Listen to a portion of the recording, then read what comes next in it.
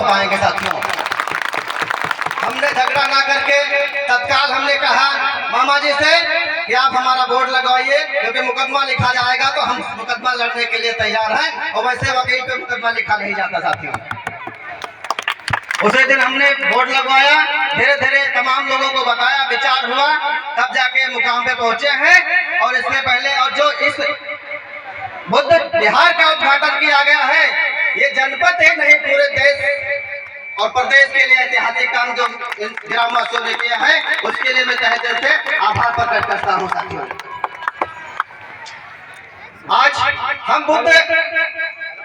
आज का समय जो है बहुत कीमती समय है। बुद्ध ने कहा था कि हम इतिहास को कैसे जाने, जब तक हम इतिहास को नहीं जानेंगे तब तक हम अपने भविष्य के बारे में ही जान सकते हैं। इतिहास गवाह है कि बहुजन समाज का इतिहास हमेशा शासक रहा है साथियों।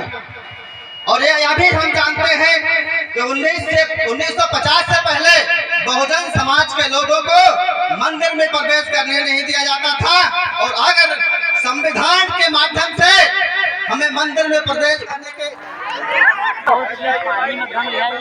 50 से पहले आपको किसी जगह पे जाने नहीं दिया जाता था। अगर हमारे बाबा साहब ने भारतीय संविधान को लिखने का काम किया था और हमारे सारे अधिकार दिए थे, तो हमें मंदिर जाने की जरूरत नहीं थी। हमें शिक्षा के लिए भारतीय संविधान पढ़कर अपने अधिकारों को जानने का प्रयास किया गया था साथियों। लेकिन हम चले कहाँ गए थे? हमें पढ़ना था संविधान, लेकिन हम जाने लगे मंदिर, और मंदिर जाने के लिए हमने अपने अधिकारों को भूल गए साथियों। इसके बाद धन्य है कांसीराम साहब 1970 के आसपास में बाबा साहब के दिए हुए संविधान को, अधिकारों को जाना, और माननीय कांसीराम साहब ने सब समाज के नाम पे एक ऐसा मिशन चलाया कि जन जन तक जागरूक करने को हम जाति पाति में बांट कर रखे हुए हैं, और 15% के लोग हमारे ऊपर शासन करने का काम कर रहे हैं साथियों। इसी तरह से अगर हम जागे नहीं, अपने वोट की कीमत को पहचानेंगे नहीं, तो ये व्यवस्था हमारे खिलाफ चलती जाएगी। और अगर खिलाफ व्यवस्था चली गई तो जब संविधान नहीं बचेगा तो हमारे पास कुछ नहीं बचेगा साथियों। तो संविधान का हमारे ऐसे बच जाएगा। संविधान को बचाने के लिए हमारे पास 2024 का वक्त है कि अपने बाबा साहब के दिए गए अधिकारों की वोट की ताकत को पहचानिए और अपनी व्यवस्था को ऐसी शासक व्यवस्था बनाइए ताकि बहुजनों को हक की बात करे, बहुजनों के दिल की बात करे, बहुजनों के मन की बात करे, आपकी शिक्षा, स्वास्थ्य और रोजगार की बात करे साथियों। आपने देखा होगा, हमें बताया जाता है मुसलमान हमारा दुश्मन है। भाई मुसलमान हमारा कैसे दुश्मन है साथियों? बाबा साहब गोलमेज सम्मेलन की जब लड़ाई लड़ रहे थे तो दो मुसलमान मोहम्मद अली जिन्ना, सर आगा खान ने बाबा साहब को 2 वोट के इलेक्टोरल वोट के लिए पैरवी के लिए मदद की थी साथियों।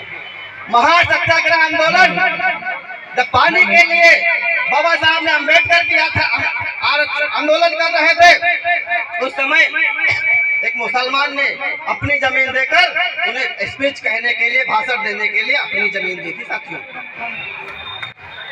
और तुम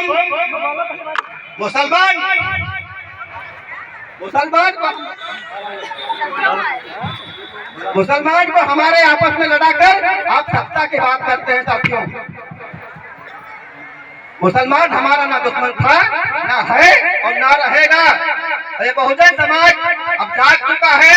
बाबा साहब के दिए हुए अधिकारों को, माननीय कांसीराम साहब की विचारधारा को जन जन तक पहुंचाकर जब तक आप सत्ता नहीं प्राप्त करेंगे, आप किसी भी कीमत में शासक नहीं बन सकते।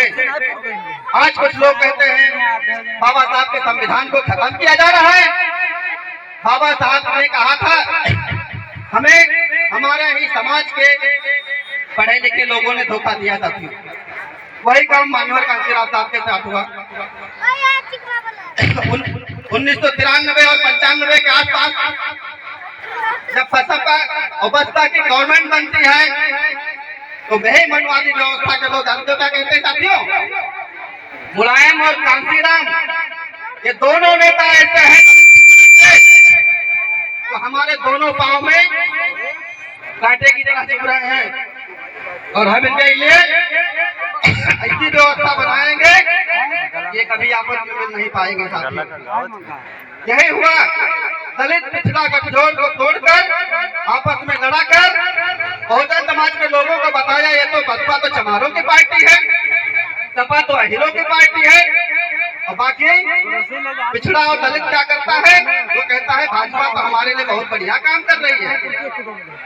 आप बताइए ये आरक्षण का विरोध कोई मुसलमान नहीं कर रहा है, आपके बहन बेटियों की इज्जत कोई मुसलमान गैर नहीं लूटता है, आपकी जमीन पे कब्जा कोई मुसलमान नहीं करता है और हमें को बताया जाता है कि मुसलमान हमारा दुश्मन।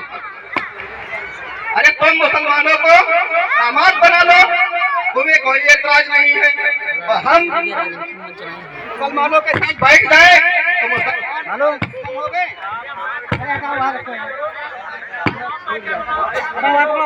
अरे वायरलेस रख दीजिए।